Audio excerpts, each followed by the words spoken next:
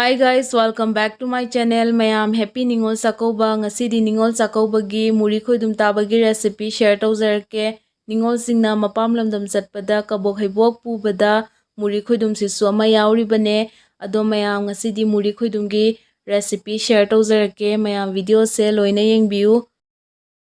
Muri khoidum tanabagi muri se 250 gram khak laure. Muri se masak yamna phajai. Muri se phajana nikthoe aduga murida amani phattaba yauramba singdo adu manthokre. Chini sida chini angangba sisu 250 gram laure. Aduga sida thoiding asina tablespoon ani muk laure. Ado si singchena hojik muri khoidum tajara ani. Ado mayam mathang ucharage.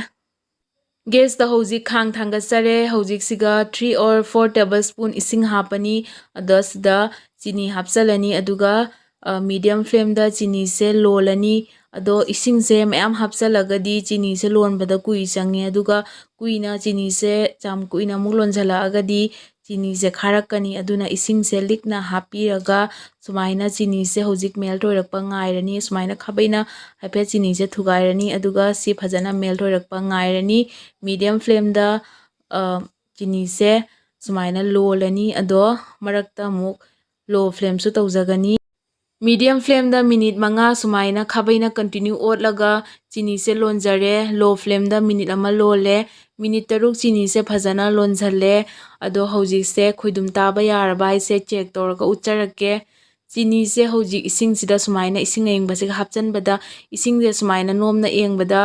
ising sida chini se mix oidraga sumaina matum tana chocolate dumaina hojik anapsalagadi chini se hojik khoidum taba yare se perfect oire khoidum tabagi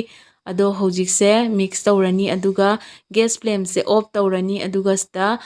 muri se hapchalani khara muri se hapchalaga sumaina mix tawrani khoidum se kaigumba yam kanna thumaningdragadi muri 300 gram da 250 gram chini na tola suyai adusu ado sumaina tolaga suyai khara sina khara thumbani se hojik phajana mix tawre aduga ngasai gi thoiding do adu phajana khang asabada ngehak sahalle minute ani ahum aduga si hojik si mathak sida chaisalani thoiding hapasina hausu haure aduga ubudu yam phajai khoidum se masak yam phajahalle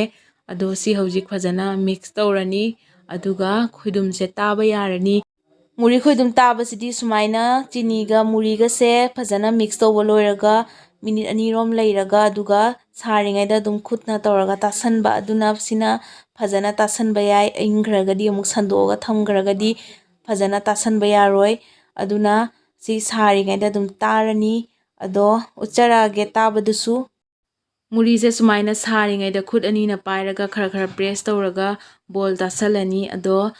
muri khoidum se chahoningba pi aningbadi sai gi size apambado adum sarga sujai aigidi sumaina sare ado sumaina mathang loina sara ani aduga muri khoidum tabada khutta ising khara chollalaga aduna adumaina tawbiyo aduna muri khoidum se tasu tasanbane aduga sabasu khara phanabagi ado muri khoidum sidi saringai da amuk tasalaudragadi amuk charoidune taba aduna saringai da dum tadoine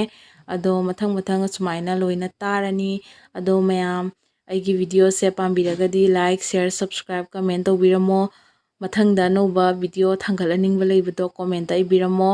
ado ngasigidi loisanjarage thank you for watching